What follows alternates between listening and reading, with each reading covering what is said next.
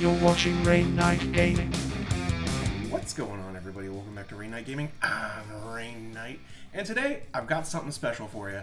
I know I've been teasing that I'm going to be trying to do a little bit more in-depth testing on decks, and I got the hookup with the coach. Do you prefer being called the coach or just the? People just call me Coach. Just Coach. Yeah. He's a little bit more of a hardcore player than I am. I, of course, am a filthy casual. And he's going to help us out a little bit, showing his awesome build of a wing... what'd you call it again? Wing burst mode, or wing burst, basically. Wing burst. And to play alongside him, I'm going to be playing my... kind of testing deck right now. I'm playing a little bit of green-red rush with a little bit of more late-game ping and kind of fun stuff like that. It's a new type, cyber new type deck. Let's jump right into it. You want to tell me a little bit about your deck? Yeah, so my deck is a classic wing deck with Wing Gundam, Deathscythe, and so on. The main differences between my deck and other people's decks, like Shenlong or just the basic vanilla blocker version, is that mine heavily basically revolved around me having a lot of bursts in the deck. So it runs no Ale Strikes, no Shenlongs, no Sword Strikes, no Kiras. It's very clean, and it's basically fitting in a lot more burst cards than you would usually find in any of the deck. And the strategy basically came about because there's no way to destroy the aggro decks. You really have to just hope that they brick, or you draw all blockers and they don't draw the gas that they need to kill you, until you get to drop like 1 or 2 wing zeros and win the game. So not relying on that and losing like almost every single game, my strategy was, well, if they're gonna play 2 cards a turn, and I can only play 1, maybe 2 sometimes, but the idea was, okay, well, if they're gonna hit my shields and there's realistically no way to stop it, no deck in the meta right now and the game at the moment can just stop aggro fully completely. So the idea is, okay, if they're gonna hit my shields, we're gonna allow them to hit my shields. But every time they do, there's a chance that we're going to get something good out of it. They're going to allow us to play more cards via the burst mechanic. And so we're using the main cards here. Unforeseen Incident, we run 2 copies of that in my deck. 4 First Contacts, which I know a lot of people dislike and hate are cutting. So I went completely opposite way of, instead of cutting First Contact, cutting all the burst cards, and cutting ramp, we're going to power ramp as much as we can and add in a lot more RNG into it, but calculated that we can possibly hit more First Contacts, 4 Striker Packs, and then 2 Witch and the Brides to basically make sure that we're bouncing the enemy's units back to their hand, giving them -3 to their AP so they can't deal damage to us, popping up more bases, more First Contacts to resource into our Deathscythe, into our Wing Zeros really quickly, and then Striker Packs to keep putting bodies onto the floor and blocking out our opponent's attacks. And that's basically the whole strategy. Instead of going down having Kiras and having those mid-range, we're going right to the late game as fast as we humanly can, and then putting down our Ring Zeros and our bigger cards, and then winning the game once we're at full power. Sounds pretty darn good. So the basis of my deck pretty much is I really liked the green, blue 1-year Ward Rush type deck, but I found like I had trouble finishing people. Also, I really love the Char's Galgoog, and it's just kind of hard to cheat out a lot, so I wanted to play a deck that kind of cheats it out as much as possible. So, I'm running the full frontal, so, once I get to the higher stuff, you do a turn where I'd cheat out with full frontal, letting me summon out my Char's Galgoog, pull the Char from the graveyard, get 2 big units up there at the end. So a lot of it's early game aggression with some late game violence kind of ideas. So pretty much we're just gonna shuffle up and just kind of draw our hands. We'll show each other kind of what we have. This is just a testing video, so it's like, who wins doesn't really matter all that much. As we go through plays, we'll talk about different plays that we liked, didn't like, what maybe might have been a better idea. And also we can go through our mulligans. So right here's my opening hand. I've got a good starter, then I got my middle and late game. I don't really like this hand too much. I would probably mulligan this. Here, let's go ahead and pull out what would be the next one. So, it's pretty much the same. Kind of funny. So, I think this mulligan would actually be a little bit better, maybe, but so we'll just keep that. And I'll shuffle this up. And if you just, let's see, you can go first this round. I'll go first the second round. Okay, that is 6 cards, by the way. So is it? Oh, there we go. It is 6 cards. Yeah. My math is so good. Yeah. So I think that's already a better hand, having a Char already, having Zanzibar to initiate the strategy you were talking about, and having a Zaku II go search for units, and then a Zulu early on, and then the Sinanju's already there, so you don't have to worry about not drawing it when you need it. Mm-hmm. Yeah, that sounds good. Let's see your hand. I'll be going first. We'll see my hand. So we got a base here, St. Gabriel Institute, Heero Yuy, First Contact, Wing Zero, and Striker Pack. So normally you wouldn't know who you're playing into, so I like to basically mulligan to try and find a Zowort or a Lfrith in the early hands. In my deck, something interesting about my deck is you can actually, even if this was my mulligan hand, I could still keep this, and let's say I can't play a Lfrith turn 2 or turn 3, whatever. I can heavily rely on my shields to do the work for me and maybe play out a Striker Pack or give me the ramp needed to go into something better. And so we're going to mulligan this hand. Cool. And hopefully draw a better one. Yeah, you got to hope to draw those early game blockers. Oh, that's a nice late game, though.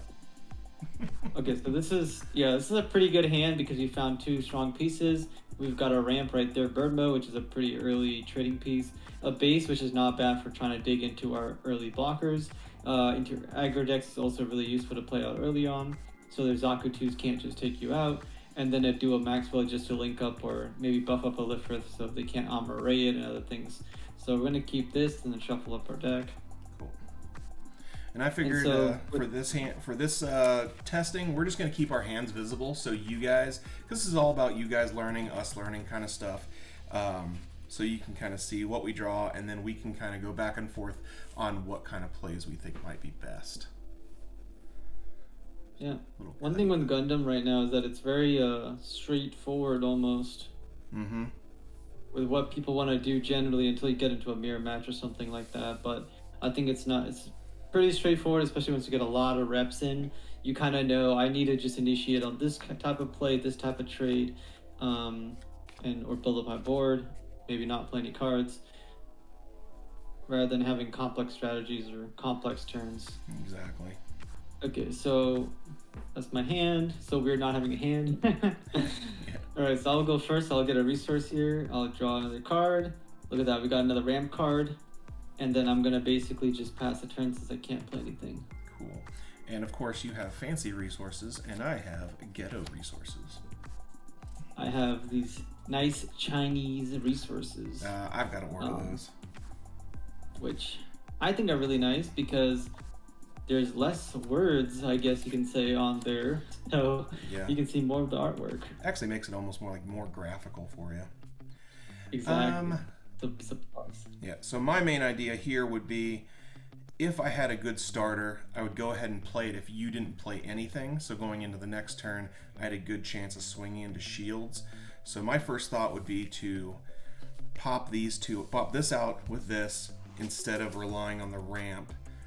But I could also see just waiting so you could go turn 2, turn 3. What are your thoughts? So I played a lot of green-red Xeon, and you definitely do not want to use your EX resource. That's something given to you. The only reason you would want to use it this early is if you had 2 1-drops to go really, really aggressive. Mm-hmm. But there's no reason to burn the EX resource this early, especially since you do have the Sinanju mid to late game package. You can kind of just go really wide and hold on. Because you might draw 1-drop next and then drop 2 units or something else. So. I like that. So I'm going to go ahead and pass.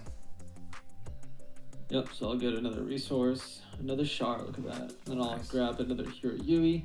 So normally I wouldn't do anything here, but basically let's just pretend I know what I'm playing into. Something that I like to code is a code special pretty much.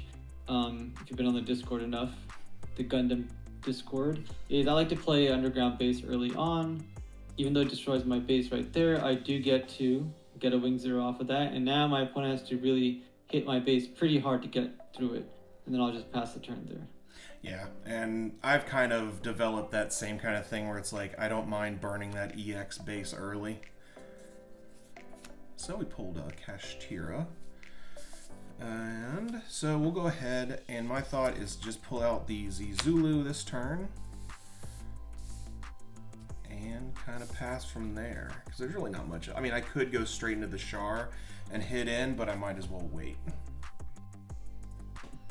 Okay. And I passed. So I'll untap, get another card, Unforeseen Incident, get another, oh, there's Heero. Nice. Perfect. So now it's pretty simple what I just do here. Now, normally I could play out a bird mode and then basically swing into the 2/2 next turn. But I really like to have my shields do all the work for me. So in this case, I'm just going to tap 3 and then play a first contact here, just so I can get another resource and then pass the turn. Cool. Okay, so draw my next card. And I get myself Zaku II. So let's see. Since you've got a 6 health base, I can't get over that in one shot here, so I probably don't want to burn any kind of EX thing. Since you don't already have anything on the field, you know, obviously I don't know you're sitting on a bird mode or anything like that. I would probably just go ahead, pop this out, and clear off your base in this turn to be set up for the next turn to maybe run a little wide. That sound good to you?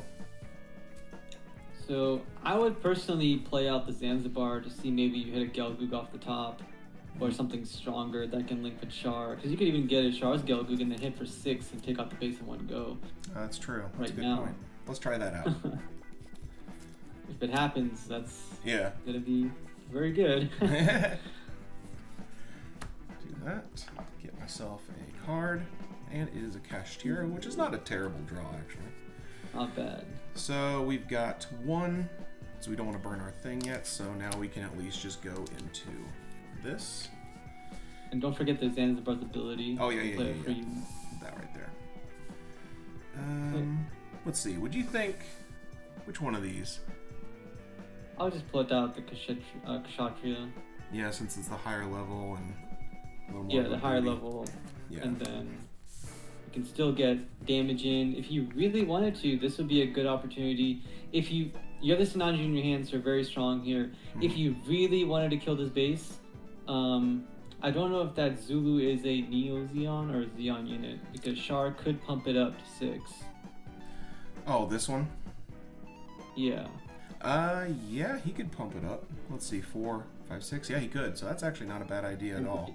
The Zeon, yeah. If you really did want to take it out, you could use the EX or just not play the Zaku II and then put out the Char onto him. So that's something with Char that I play a lot of, is just using it for the +2 damage early on, just knocking out a shield really quickly, get that pressure going. So let's see, if we do this, then we'd clear it this turn. Next turn, I can pop like 4, 5, I can pop him out and hopefully pull something else. So, just for funsies, let's go ahead and do it. We're going to burn our EX. Wait, did we burn ours? Yeah. If you don't play the Zaku II, yeah, this is what we did. Then you can keep it. Yeah, there we go. Yeah, instead of playing the green guy. Okay, there, and then we go ahead and swing it base for 6.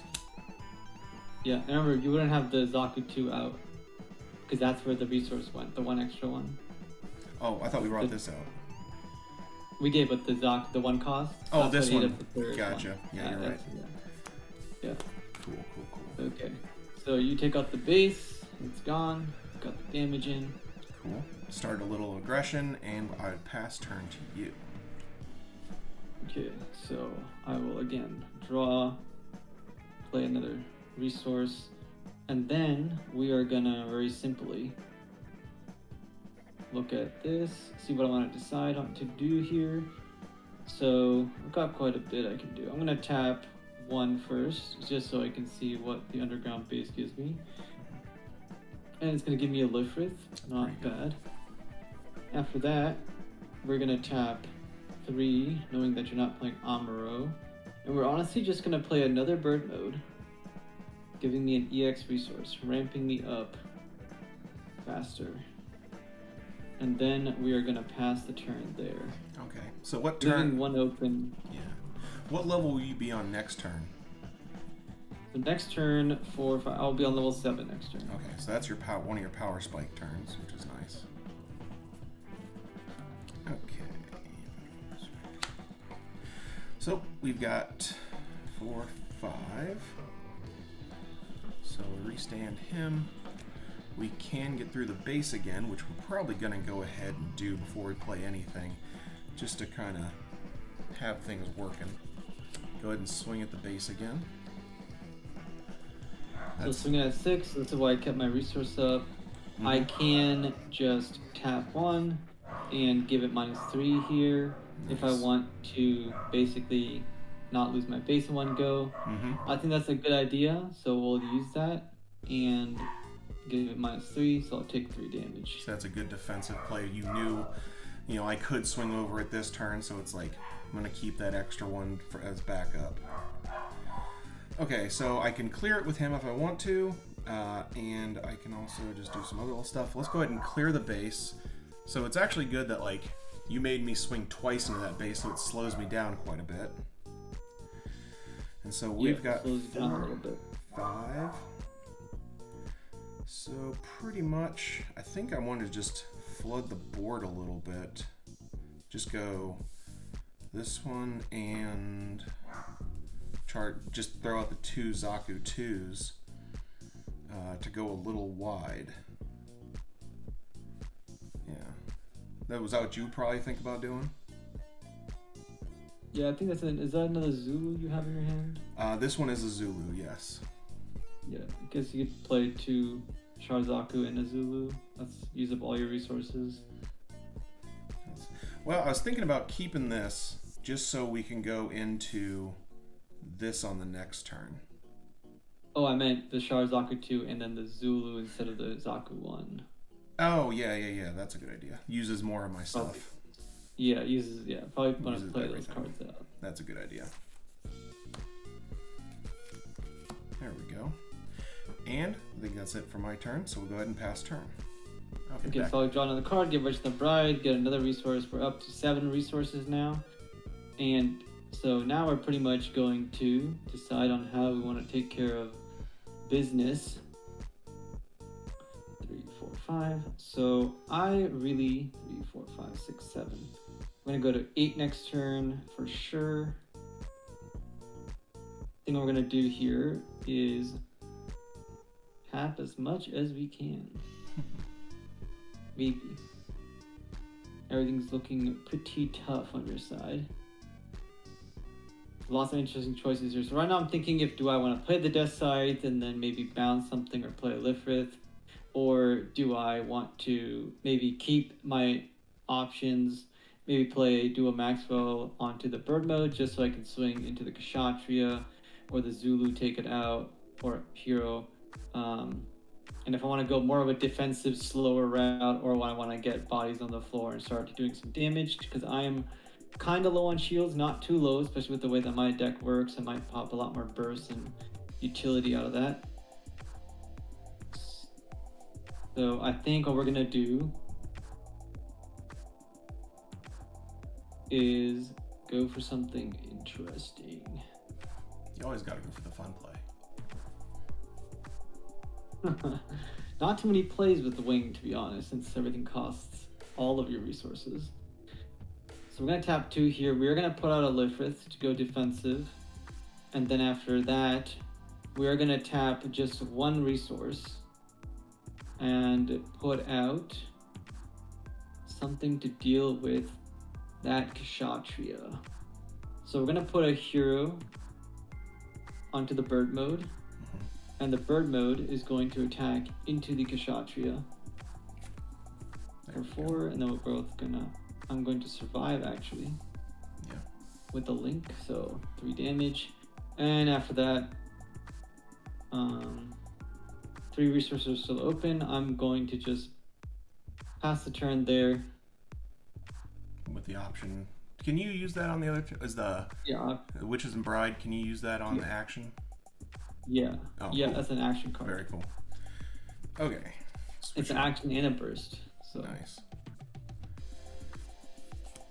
Okay, so actually that opens up a lot of stuff right there. So we are turn 6 right now, and we have 2 options. We could go for a little bit of the ping damage, or we could go straight into him.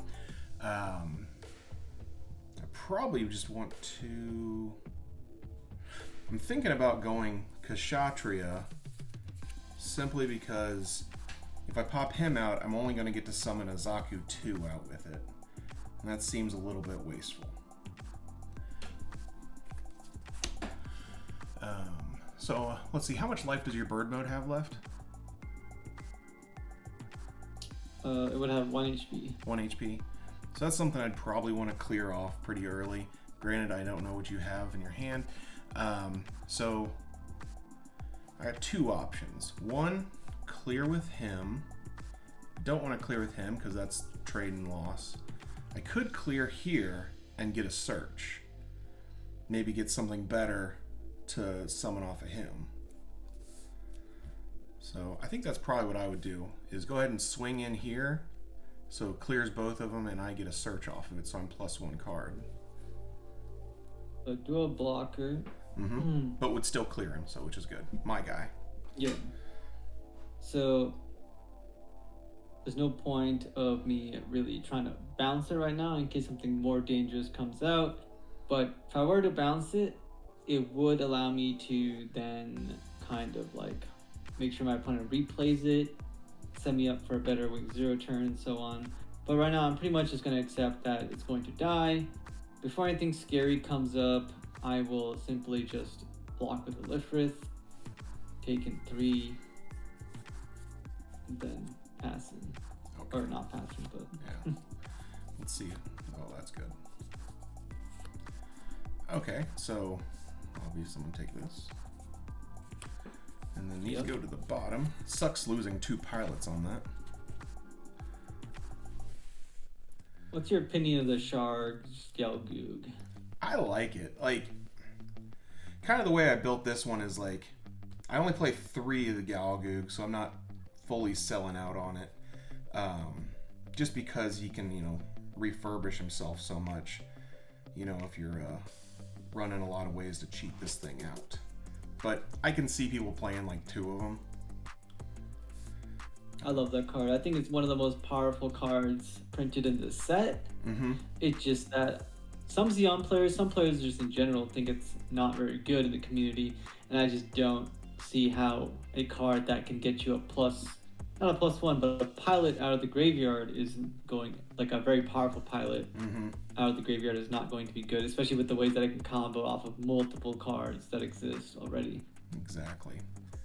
Okay, so I'm going to do this. I'm going to swing at your bird mode with this guy. Bird mode with that guy. Okay, Yes. so I will take it as I have to. And that'll clear him. I'll trade, yeah.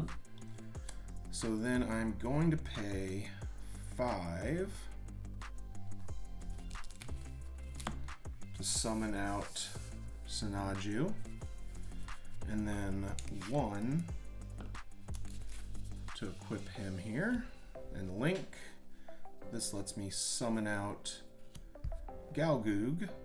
And then I discard the Zaku II to bring out the Char. Yeah. That actually worked pretty good because it's like that's kind of what the deck wants to do. Boss monsters. Look, you pretty much have every single powerful card out right now. Zanzibar, Sinaju, Gelgoog, and you got Kshatriya in your hand. Yeah, exactly. So let's see. I'm just going to swing at your shields with Sinaju so I can get his pop. Okay, so that guy has 6 HP, so I cannot do anything about it. So I will take it. It's going to be a striker pack. Exactly what your I'll deck get likes a to do. 3/3. Exactly how my deck is meant to operate. Yep. And then I'll pop your Lfrith for 2 damage. Damage, yep. And that guy is a 3/3. So I'm just going to go ahead and swing, probably assuming you're going to block or just hit a shield. Yeah, so I'm pretty much going to just tap 2 and now use my Witch and the Bride to bounce the Gelgoog back to your hand. Nice. with Char, not take any damage. Lets you survive longer to get into your big cards. Yep, it also sets up the board nicely for me not having to deal with everything at once. I could deal with like Sinanju first. Okay, then I would pass turn. Okay. Then it goes to my turn. I'll draw for turn. I get another Witch of the Bride. Perfect. We can do that again. So right off the bat, 3, 4, 5. We will tap 5 resources here. And pretty much just put out the Deathscythe and the Duo. Getting a resource to get first strike for the turn. And attack into Sinanju. For free. Take him out. For free, yes sir. And again, we have 2 resources open. Perfect for my Witch and the Bride. Mm-hmm. So after this, we'll keep the striker pack back. No reason to attack. And we'll pass the turn. Okay, so I'll draw. Get another one of those. And pop this out. Back on turn 6. Or level 6. So I would probably, just before I would do anything, I'd go ahead and swing at bases with the 4/4. Just knowing that if you did block, I would be able to clear your blocker because he gets his buff. So in my case, I would just take the damage, knowing how my deck works, and that's a Heero Yuy. Perfect. Nice. Okay, and then I need to decide, do I want to go back towards the Char, or do I want to go for her? And I think I would go for her because I'd be able to clear your token. Well, no, I would be one short of your token, but put some damage out there. So I'm gonna go ahead and bring her out. So 4, 5.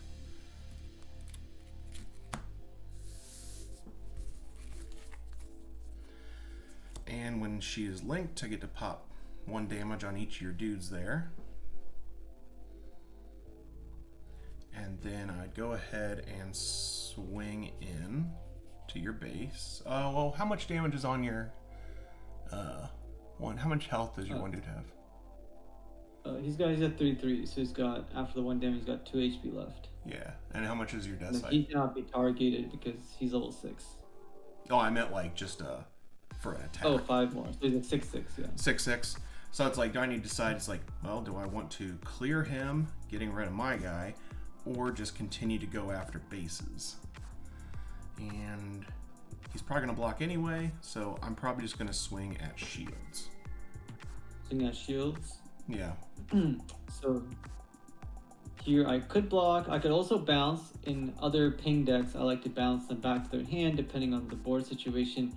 Here I could just take another damage, but I'm kind of deciding if I want to block or not.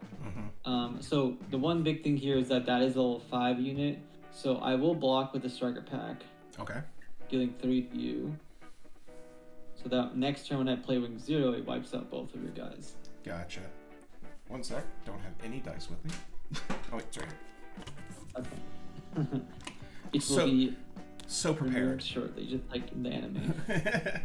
Okay, we're good now. Giant hole. Yeah. Okay. All the fans will have PTSD. Exactly. So that's basically all I can do for this turn. So I'm going to go ahead and pass turn.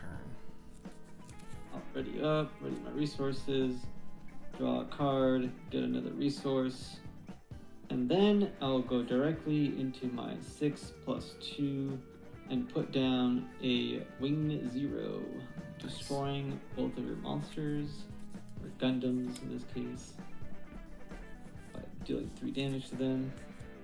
Now, my Deathscythe could attack the shields, which I think I'm going to right now, because I know you have a Gelgoog, so that's okay. I will attack the shields, take it out, and after this I'll just pass the turn, knowing that I have options in my hand.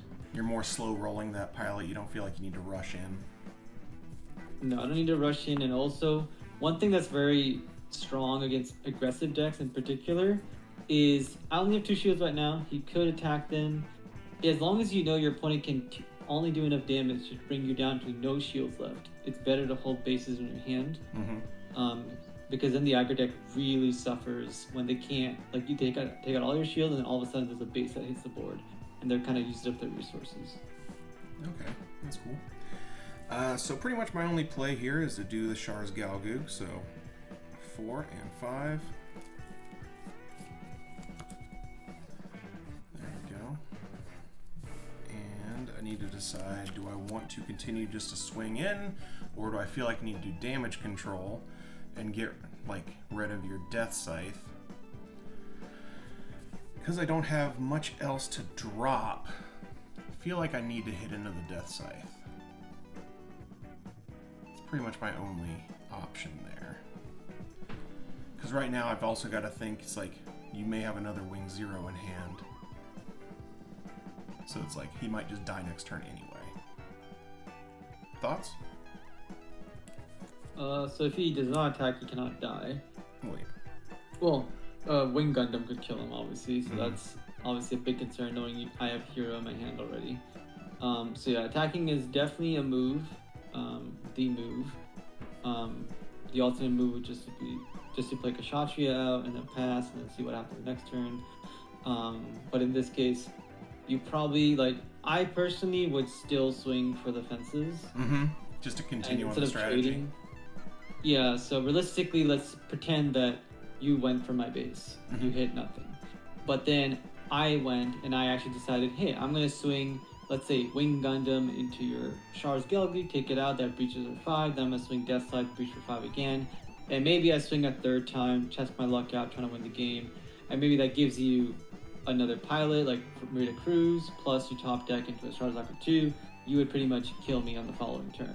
That's a good call. Obviously, I have a base and stuff in my hand to win, but as an aggressive deck, especially when you only have almost no cards left in your hand, you probably don't want to be trying to trade as much. You're trying to hold for going for a big attack or whittling down my shields even one more time so you can get a double link play going and go for that game. That's a good call. Let's hit into your shields then. Alright, so we're going to hit into my shields. So obviously I have the option to bounce it back, keep myself afloat just a little bit longer. But I feel like not doing that just yet because I've got Wing Gundam to go for that attack. So I'll take it. First contact, burst gives me an EX resource. Nice. So there's another resource right there. Okay, cool. And we would pass turn on that. Another card, another Wing Gundam, and another resource. I will be now at level 12. With 1 shield remaining. Knowing that I have Witch and the Bride in my hand, I'm still not going to play the base because, like I just said, you want to really make the aggressive decks work for it. Then I would just play out 1, 2, 3, 4, 5. I'm going to put down 5 just to put out the Wing Gundam with the Heero Link and attack into the Galgoog, taking 5 back and breaching for 5. Seeing what we hit. A Galgoog. A Galgoog. I've got a couple of resources left. I will tap 4 more just to play out a Wing Gundam for next turn. Now, I don't want the game to go on forever, so I will declare an additional attack with Wing Gundam 0 Cruz. Merida Cruz. So that's exactly what I was talking about right there. And after that, I am going to look at your resources and be like, okay, well, Merida cost, 4 plus 1, that's 5. And you are at, what, 7 next turn? Yes. So... Yep. Yeah, 7 next turn. So basically, there's no possibility of you having double links in your hand. So we'll basically swing with the Deathscythe again, just to get you really low, so it's the final turn of the game. And then I will pass the turn there. Okay. Yeah. And so you've If got this like... was turn 10, I would not swing. Oh, really? Oh, yeah, because I could play out double stuff. Yeah. And we do get another good unit, but nothing I can actually link up with Char. So on this one, I would definitely put him out with a link. 4, 5.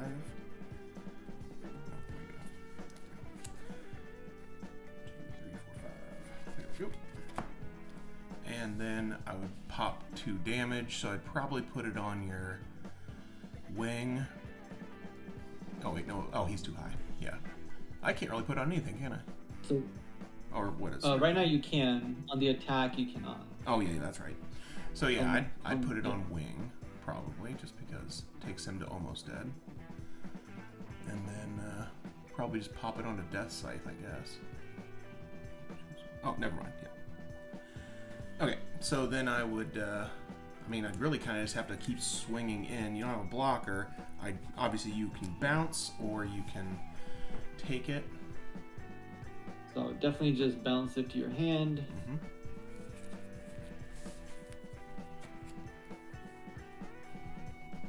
And I would have to pass because, well, I'd probably just pay these two.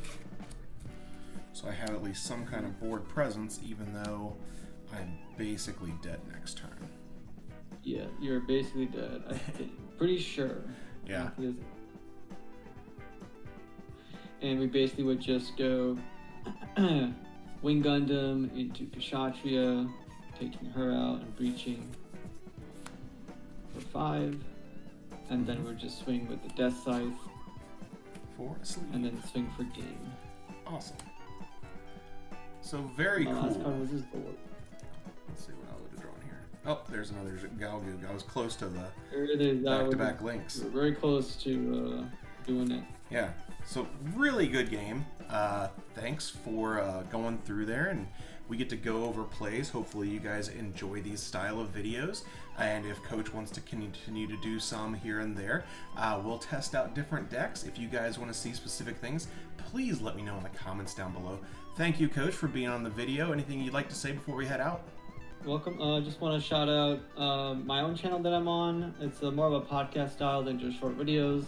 One Punch Podcast. If you just type that into YouTube, it should pop up. And then I also want to shout out one of my LoloLuna treasures on Whatnot. He does Dragon Ball Z and Gundam sales on there. He's a very big collector, loves the hobby, and this is something that I got from him. It's a very expensive 10 plus card. So if you're into Dragon Ball Z or into into Gundam, Tri-Age or anything like that, collectibles and arcade things from Japan, he sells obviously Gundam TCG. Awesome. Well, thanks again for being on here. I'll try to remember to put links in the descriptions below for all of those things. And remember what I always say: if you stay ready, you ain't got to get ready. And I'll see you guys in the next one. See ya.